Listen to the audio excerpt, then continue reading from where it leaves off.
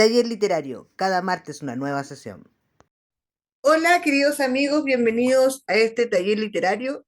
Mi nombre es Nedasca Pica, soy directora de la revista Entre Paréntesis Chile y soy escritora, poeta, activista cultural.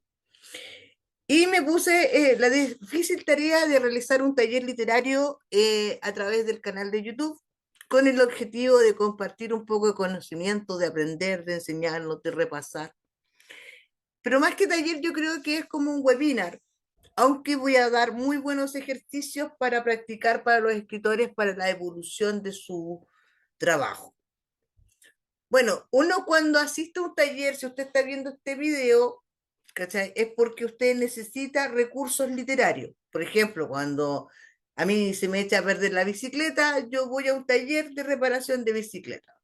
Cuando yo necesito un poco más de conocimiento para mejorar mi escritura, asisto a un taller literario. Y eso implica también que ustedes tienen que poner de su parte en el sentido de hacer los ejercicios, de practicar y de tratar de evolucionar su escritura o de entender, siempre es muy importante, no solo en la literatura, entender dónde estoy y a dónde quiero llegar, hacia dónde voy a ir, qué camino quiero tomar. Es muy bueno porque la evolución del ser humano a través del tiempo implica eso, el saber dónde voy, qué quiero hacer, para dónde quiero ir, o si no sé para dónde voy, qué opciones puedo manejar. Vamos a empezar de cosas muy básicas.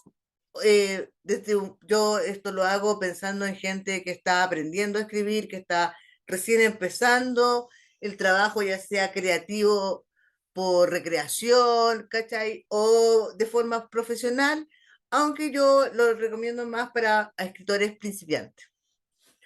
Vamos a empezar compartiendo un PowerPoint.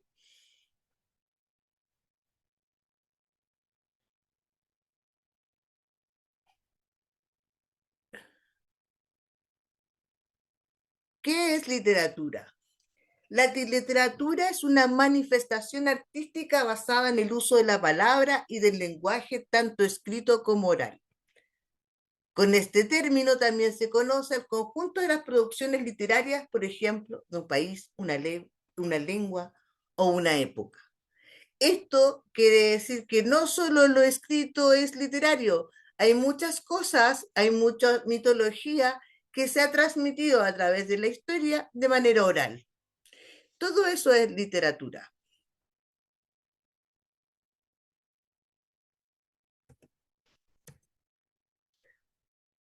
Las características de la literatura. Está compuesta por tres géneros literarios: la lírica, la épica o narrativa y la dramática. También se habló de un género literario educativo. En algunas veces lo plantean, a otras veces no lo plantean. Yo lo menciono.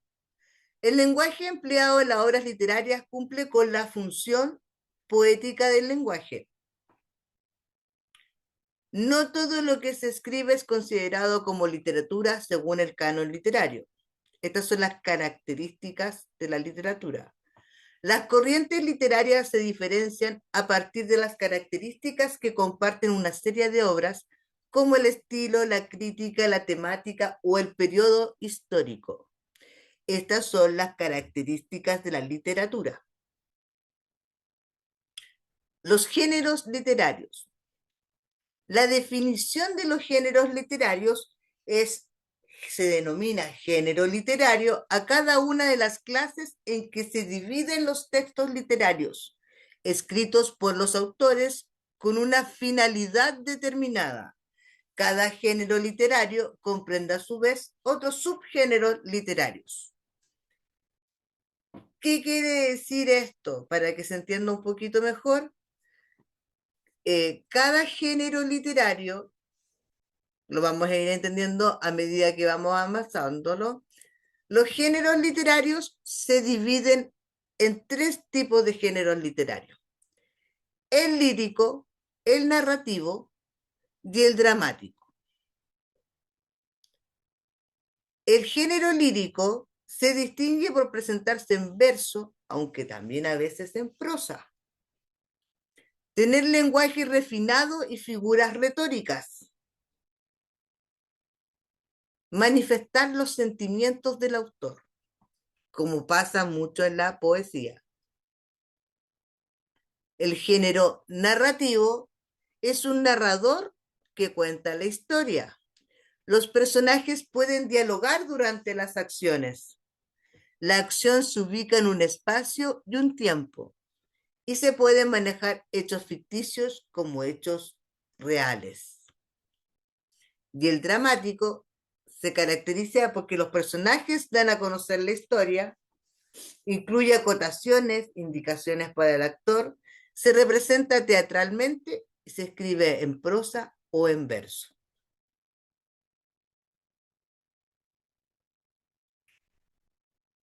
Los textos narrativos. El texto narrativo cuenta historias reales o imaginarias formadas por una sucesión de acontecimientos que tienen lugar en un tiempo o en un espacio determinado y en las que participan varios personajes. Uno, para tener un texto narrativo, necesita ciertos elementos que son los que componen este texto narrativo, que son parte importante de nuestro texto narrativo. Tenemos un narrador, que es una voz que cuenta una historia. Tenemos los personajes, que son los que llevan a cabo las acciones contadas por el narrador. Tenemos el espacio, que es el lugar, ya sea real o ficticio, donde suceden los hechos contados. El tiempo, la época y la duración de los hechos. La estructura, que es el orden en el que se relatan los acontecimientos. Normalmente se hacen en forma cronológica, pero también hay otros elementos que se pueden hacer, que es como el flashback, el raconto, ir atrás, volver adelante, pero eso no lo vamos a ver ahora y no los quiero confundir. Ahora, la estructura, que normalmente, como se dice, es cronológica, la estructura de este texto narrativo tiene un planteamiento, presentar el conflicto y los personajes. Esto es lo que yo quiero mostrar. El planteamiento presenta el conflicto y los personajes que interactúan en este conflicto. ¿Se entiende lo que es eso? El desenlace, o sea, el nudo, que es el desarrollo y la complicación del conflicto. Es lo que pasa por este conflicto. Es el desarrollo de toda la historia, es el nudo, y el desenlace es la resolución del problema y el final de la historia. Esto es la estructura, esto que está aquí es la estructura, que es el orden en que se relatan los acontecimientos. Como digo, hay juegos literarios, normalmente se hace de forma cronológica, pero existen otros juegos, otros recursos que usa a veces el escritor, y a veces hace un raconto, a veces hace un flashback y traslada la historia o hace un recuerdo al pasado, pero por lo general es de forma cronológica. Esa estructura se presenta con el planteamiento, la presenta el conflicto, presenta a los personajes que interactúan en este conflicto, presenta un nudo, que es la parte central de la historia, que es donde se desarrolla todo el conflicto, la complicación, y presenta un final, que es el desenlace, donde se presenta la resolución o no resolución del problema y el final de la historia. Ahora, como les digo, esa es la estructura normalmente de un texto. Todas las estructuras tienen lo mismo, todas las estructuras tienen un planteamiento, todas las estructuras de los textos narrativos por lo general tienen este orden de factores. En el narrador es la voz que cuenta la historia. Puede estar en primera persona, que es un personaje el que cuenta la historia, puede ser el protagonista, puede ser un testigo. En segunda persona, que es un diálogo consigo mismo o con el lector. O en tercera persona, que no forma parte de una historia de la que normalmente conoce todo, es un narrador omnisciente, es como Dios, que aquí lo ve todo, pero no hace nada. Solamente la va narrando. Ahora, los personajes. Los personajes son aquellos que llevan a cabo las acciones por el narrador. Según su importancia, tenemos principales y secundarios. Los principales se dividen en los protagonistas y en los antagonistas. El protagonista la gira, es el por el que gira la historia alrededor de ellos, y el antagonista es el que se enfrenta con el protagonista. Esto es con respecto, vamos a volver a explicarlo, esto es con respecto a un texto narrativo. Estos son los elementos que necesitamos para que un texto narrativo funcione, para que nuestro texto narrativo, si uno hace un texto o revisa los textos que uno ha escrito, se va a dar cuenta que tiene todos estos elementos de alguna o de otra manera. Es muy bueno revisar porque muchas veces le pasa a la mayoría de los escritores que se pierden en el narrador. A veces parte uno con un narrador en primera persona como el protagonista y de repente uno no se da cuenta y está hablando en tercera persona como un narrador omnisciente. Entonces es muy importante revisar y entender muy bien quién es el narrador de la historia o si tiene más de un narrador de la historia. Son detalles importantes que no se nos pueden olvidar cuando estamos escribiendo. O cuando no estamos escribiendo, sino cuando estamos analizando el texto. El género narrativo. El género narrativo es una expresión literaria que se caracteriza por relatar historias imaginarias o ficticias, sucesos o acontecimientos. Aunque sea imaginaria, la historia literaria toma sus modelos del mundo real.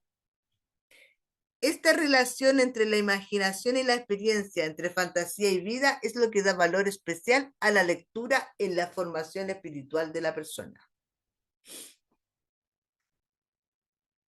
El narrador relata acontecimientos ficticios creados por el autor, novelista, cuentista, estilo, diálogo directo, directo libre, indirecto, indirecto libre. Hechos reales o imaginados, creados en prosa, contados, narrador homigético, narrador omnisciente, focalización cero, focalización interna, todo depende del narrador que uno utilice. Acontecimientos relacionados con espacio físico, geográfico, psicológico, social y tiempo del relato, anacronías de la historia y referencial histórico. Los personajes, estereotipo literario, protagonista, secundario, antagonista, ayudantes y enemigos, dinámicos y estáticos, planos o redondos, individual o colectivos, descritos física, prosopografía y moralmente, etopeya, unidos forman el retrato. La acción es la presentación, nudo y desarrollo y desenlace. No sé si se entendió la idea. Acá lo que yo estoy explicando y lo que estoy señalando es lo que es el género narrativo y lo que interactúa dentro de un género narrativo, de las cosas que pasan en un género narrativo con los acontecimientos como pasan y de los tipos de personajes que existen dentro de los géneros narrativos. La acción es la presentación, nudo y desarrollo del enlace. El género lírico. El género lírico es la obra que se presenta en un poema y es una composición literaria que se concibe como expresión artística de la belleza por medio de la palabra.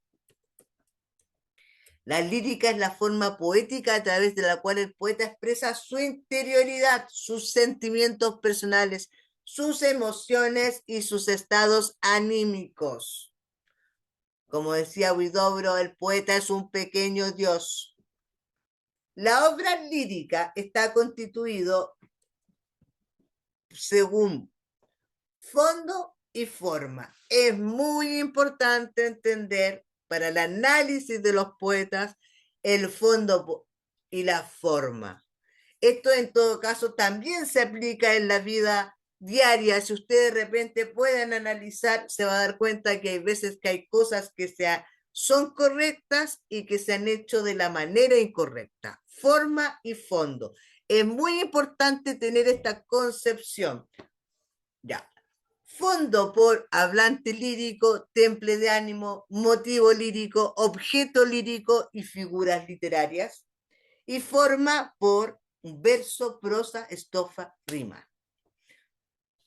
Forma es la forma, la manera en que yo escribo o que utilizo para hacer mi poema. Lo puedo hacer en verso, lo puedo hacer en prosa, lo puedo hacer por estrofa, lo puedo hacer con rima.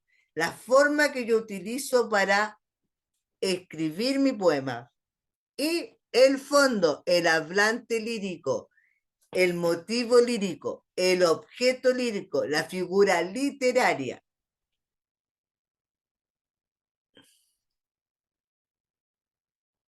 El hablante lírico expresa el estado anímico del poeta, el ánimo del poeta. Actitudes líricas. La actitud enunciativa es cuando el poeta tiene el objetivo de narrar algo o describir un hecho que puede ser tanto externo como interno. Esta descripción siempre será emotiva y utilizará un lenguaje poético para poder comunicarse a través de los sentimientos. Apostrófica es cuando el poeta se comunica con un ente durante el texto poético. Apela directamente a un tú. Carmínica o de la canción es la más lírica de todas. El hablante habla de sí mismo, se define, da a conocer sus sentimientos y emociones. Constituyentes de un fondo. El elemento del hablante lírico es la voz que se encarga de expresar los sentimientos, emociones e ideas dentro del poema. Representa al poeta y es una creación ficticia. Temple de ánimo. Es el ánimo en el que se encuentra el hablante lírico. Está contento, está triste, está enojado, está bien, está mal.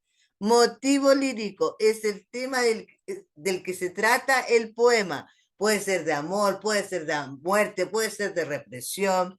Objeto lírico es la representación que provoca los sentimientos en el poema. Una flor, una mujer, un hombre, la separación, la distancia, que eres lindo, que eres feo. Las figuras literarias son los recursos que utiliza el poeta para dar más belleza y una mejor expresión a sus palabras. Ahí tenemos la metáfora, la comparación, la hipérbole. Los constituyentes de forma. Esto es decir, el verso. ¿Qué es el verso? Es la unidad métrica mínima. En general corresponde a una línea de escritura en un poema. La prosa es una forma narrativa propia de la lírica que está escrita en prosa. Se desarrolla en el siglo XIX. La estrofa es un conjunto de versos con una distribución fija de sílabas. La rima es la igualdad o repetición de una secuencia de fonemas, sonidos al final del verso a partir de una última vocal acentuada.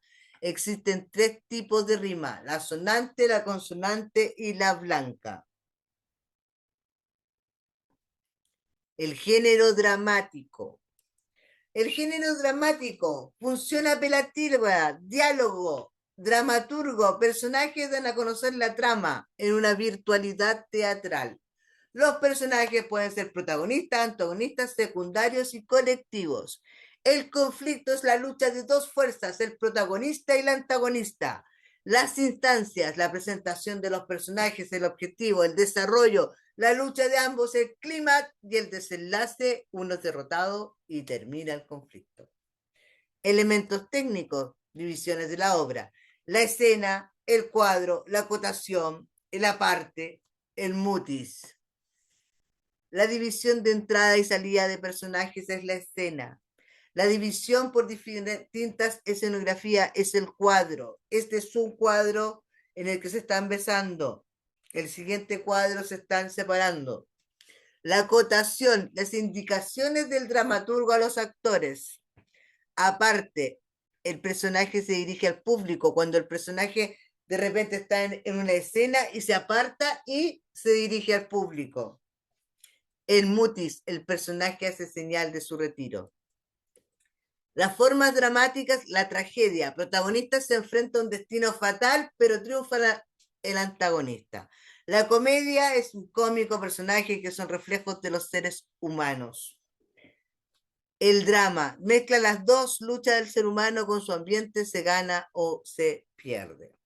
Eso es en cuanto al género dramático.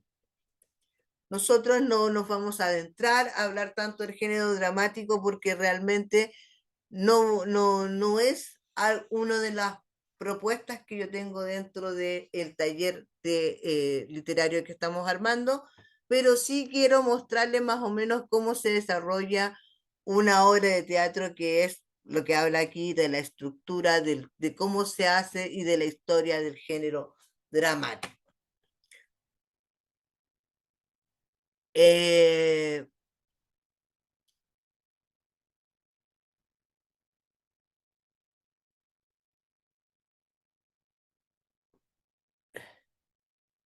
Vamos a pasar a la parte de nuestro taller de escritura creativa. Vamos a hablar un poco de la descripción y la narración. Y de aquí vamos a pasar a hacer algunos ejercicios que encontré en este PDF que yo en su momento utilicé para poder mejorar. Yo siempre me gusta compartir las cosas con las que uno aprende y mejora. Espero que el resumen que les di más o menos de los géneros que me interesa es algo básico. Esta es una repasada, así como una estocada de lo que es la materia. Bueno, para iniciar la redacción de un texto literario se deben considerar dos aspectos fundamentales, la descripción y la narración. La descripción nos permite contextualizar la historia en cuanto a lugares, o espacios o toponías. Tiempo narrativo, pasado, presente, futuro, personajes, descripciones físicas o psicológicas, objetos, animales, entre otros. Es muy importante la descripción dentro de la obra. La descripción puede ser objetiva o subjetiva. En la primera se consideran la forma, el tamaño, el color, el olor, el sabor, además de otros elementos básicos que permiten al lector visualizar lo que se describe hasta el punto de no quedarle dudas sobre lo que lee. Es muy importante cuando uno hace una descripción de, de ciertos, por ejemplo, sabores, de ciertas sensaciones. Es muy importante que el lector que está leyendo mi obra sienta lo que yo siento. Entonces la descripción es fundamental. Por ejemplo, cuando en Ratatouille, por ejemplo, una película infantil que casi todos conocen, el crítico prueba la comida y se traslada en el tiempo cuando su madre cocinaba. Esa sensación, esa descripción que te lleva, te traslada en el tiempo a un olor, a un sabor, esa descripción es importante llegar al lector con esa descripción, que el lector viaje contigo, que viaje a lo que tú como escritor quieres señalar, o como en el libro como Agua para Chocolate, donde la escritora nos lleva al deleite del sabor, de esa pequeña picantez de repente en la comida que te lleva a una acción, porque es un libro de realismo mágico, a una acción, a estar enojado, a sentirte bien, a sentirte excitado. En el segundo, la descripción centra en aspectos psicológicos del personaje, miedos, invenciones, metamorfosis, sueños, pesadillas o fantasía. Eso también es importante, el aspecto psicológico de la descripción de nuestro personaje y del estado en que se encuentran, si están eufóricos, si no lo están.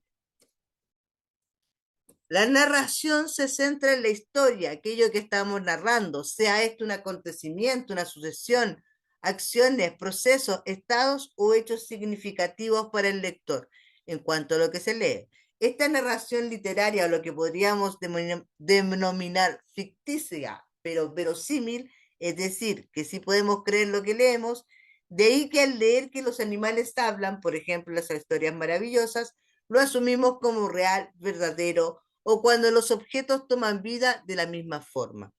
Esto se refiere a lo que yo les estaba explicando, al hecho de tener la capacidad de la descripción, de la narración, de llegar al lector, sentir lo que yo quiero que sienta.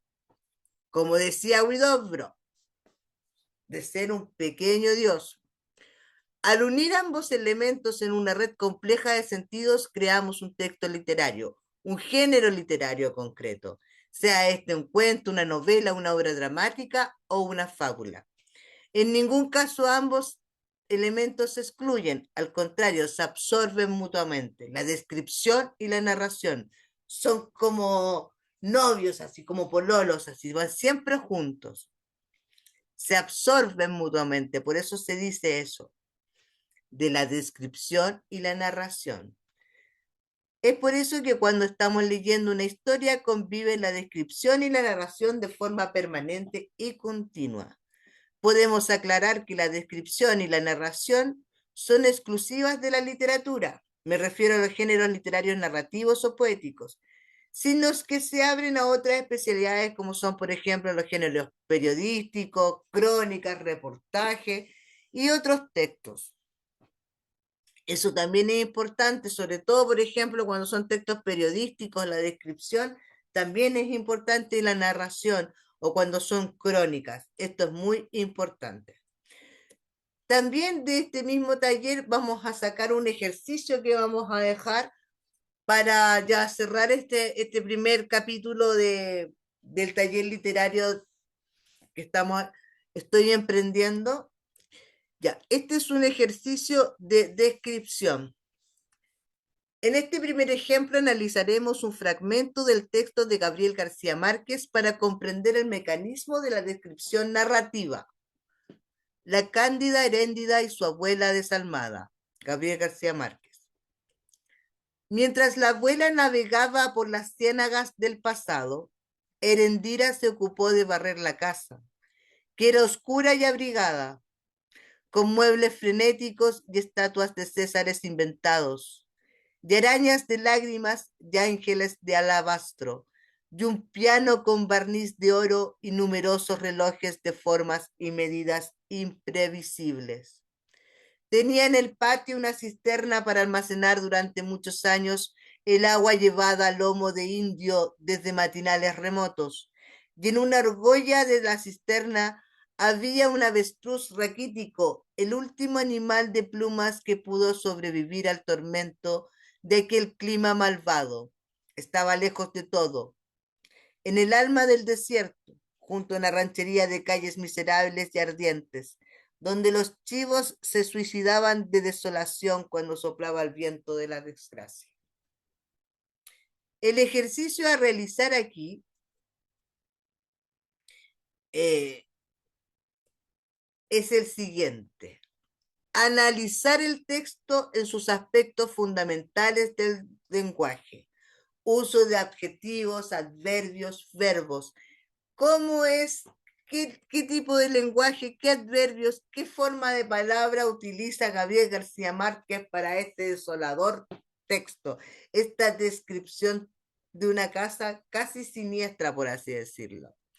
Describir una calle de su casa o alguna calle que a usted le gustaría detallar por millones de razones.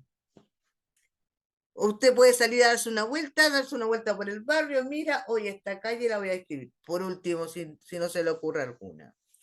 Describir un objeto que considere su forma, tamaño, color, dimensiones. Añádale un olor, un sabor, dele vida. Puede ser un mueble, un reloj, un zapato, un árbol, un diadema. La humanidad siempre le da vida a los objetos, siempre les da valor o les proporciona algún tipo de sentimentalismo. Es muy importante si va a describir un objeto que usted en esta tarea que vamos a dejar lo pueda realizar. En su casa, el metro, el autobús, la calle, donde usted anda, donde usted vea, busque algo significativo, algo que a usted le llame la atención. No sé, un gatito pasando y descríbalo. O, no sé, una flor, o un árbol, o una señora, descríbalo. Ese es el trabajo, ese es el trabajo que vamos a dejar para este primer taller. Este es el primer texto que vamos a analizar y el primer ejercicio que vamos a dejar para revisar después, para que ustedes, si quieren enviármelo, en la descripción les dejo el correo con su tarea resuelta. El siguiente texto es una descripción objetiva. Nótese la diferencia. En la primera tarea que estamos realizando acá es una descripción y del mecanismo de la descripción narrativa de Gabriel García Márquez. Y este es un ejercicio de descripción objetiva. Vamos a leer este fragmento para comprender en qué medida podemos describir un personaje, incluso caricaturizando su figura. En todo caso, es un ejercicio de lectura que nos abre la posibilidad de expandir sus recursos a otros ejercicios literarios. El jorobadito, de Robert Hart. Estudiando el asunto, recuerdo que conocí al contrahecho en un café. Lo recuerdo perfectamente. Estaba yo sentado frente a una mesa, meditando con la nariz metida en mi taza de café, cuando al levantar la vista distinguí un jorobadito que con los pies a 2/4 del suelo, de mangas de camisa, observábame con toda atención, sentado del modo más indecoroso del mundo, pues había puesto la silla al revés y apoyaba sus brazos en el respaldo de esta. Como hacía calor, se había quitado el saco y así descaradamente en cuerpo de camisa giraba sus renegridos ojos saltones sobre los jugadores de billar. Era tan bajo que apenas si sus hombros se ponían a nivel con la tabla de la mesa. Y, como les contaba, alternaba la operación de contemplar la concurrencia con la no menos importante de examinar su reloj pulsera, cual si la hora que éste marcara le importara mucho más que la señalada en el gigantesco reloj colgado de un muro del establecimiento. Pero lo que causaba en él un efecto extraño, además de la consabida córcova, era la cabeza cuadrada y larga y redonda, de modo que por el cráneo parecía un mulo y por semblante un caballo. Fuerte texto. El ejercicio de este texto es describir a una persona en su aspecto físico, su altura, su rostro, su cuerpo, añadirle sombras y colores que se puedan resaltar aún más de su personalidad. Segunda parte del ejercicio. Realizar la descripción de una persona que usted recuerde de su pasado, inmediato o lejano, a quien le gustaría que lo viera y reconociera. Estos ejercicios están hechos para escritores. Es muy importante, estamos viendo la parte de descripción, y estos ejercicios son muy buenos porque usted, su trabajo literario, tiene que describir personajes, tiene que describir, y es muy importante recordar el personaje y los detalles de su personaje y por qué lo describe de esa manera. Bueno, cuando salga a la calle, al autobús, a donde sea, usted vaya y vea a una persona y realice el ejercicio y describa su retrato físico y luego me lo puede compartir, me lo puede enviar por correo para revisarlo como está este ejercicio de descripción. Y el último ejercicio de hoy es el de descripción subjetiva. Este fragmento nos sugiere cómo el personaje nos sumerge en los recónditos abismos psicológicos de la narración para darnos una sensación de abandono. Si interpolamos este ejercicio, podemos descubrir un mecanismo que más adelante lo ejercitaremos en nuestra práctica. Entre sueños, de Gustavo Adolfo Becker. Entre las cosas que ignoro, que son bastantes, una de ellas es en qué consiste sobre poco más o menos el mecanismo del reloj. Quédeme, pues, un gran espacio de tiempo contemplando aquella maraña de ruedas y aquel péndulo que se movían por sí solos, con una estupidez digna del salvaje más salvaje de la más remota isla del mundo. El reloj comenzaba a divertirme, lo cual probará a mis lectores que a pesar de todo yo me divierto bastante con poca cosa. Pasó el día, llegó la noche. Metíme en la cama y aquí te quiero ver escopeta, o mejor dicho, aquí te quiero ver reloj. Exclamé por mi almilla, acomodándome como mejor pude en el femetido lecho y cerrando los ojos no sin antes haber apagado la luz con el tacón de una bota. El reloj, en efecto, hubo comprender que había llegado la hora de lucir sus habilidades y pareció como que empezaba a moverse con un ruido más igual y perceptible. Al principio el compasado tric-trac del péndulo que llevaba la batuta en esa misteriosa sinfonía de ruidos que accidentaban al alto silencio de la noche me distrajo un poco y hasta puedo decir que me acompañó en la soledad. Al cabo de una media hora comencé a encontrar alguna monotonía en aquel continuo y alternado martilleo. Y si con la voluntad hubiera podido hacer que se apresurase o se retardara el movimiento del péndulo, de seguro lo habría apresurado o detenido. Más tarde, cuando comenzaron mis párpados a cerrarse insensiblemente, cuando hasta mis ideas se elaboraban con más lentitud, cuando el sopor del sueño comenzó a embargarme con su voluptuosa languidez, 100 veces estuve tentado de levantarme, a parar aquella maldita máquina que con imperturbable compás seguía sonando, sin debilitar su ruido, ni retardarlo a medida que todo se apagaba y parecía borrarse dentro y fuera de mí. Una tras otras mis ideas reales fueron desapareciendo y otra serie de ideas informes que pertenecen a la vida del sueño, que es sin duda alguna una existencia doble y aparte de la existencia positiva, se alzaron de fondo de mi cerebro y comenzaron a flotar como un vapor ligerísimo ante los ojos del alma. Me dormí, pero tan profundamente que no siguiera escuchando como un rumor alternado y confuso el tric-trac del reloj.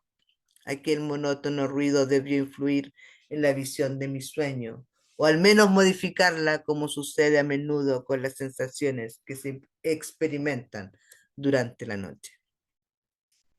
Este texto de Gustavo Adolfo Bécquer, Entre sueños. Y el ejercicio a realizar aquí es anotar nuestro propio entorno y sus aspectos más íntimos. Es muy importante cuando uno está solo y puede hacer una descripción de este tipo. Otro es que hable con algún compañero, amigo, un compadre, un conocido de chela, cualquiera, y que le cuente una historia. Cualquier anécdota. Oye, fui al fútbol, hice esto y lo otro, y que usted después la redacte. Es una historia en tercera persona y es muy bueno ese ejercicio de descripción de una historia que no es la suya.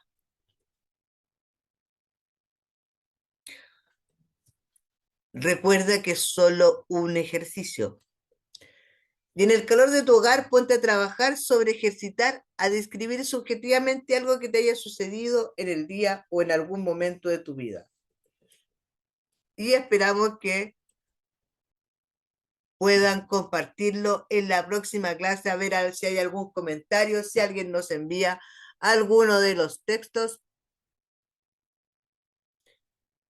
Y hemos llegado al final de este primer webinar o taller literario. Espero que les haya gustado. Si tienen dudas, consultas, no duden en hacerlo.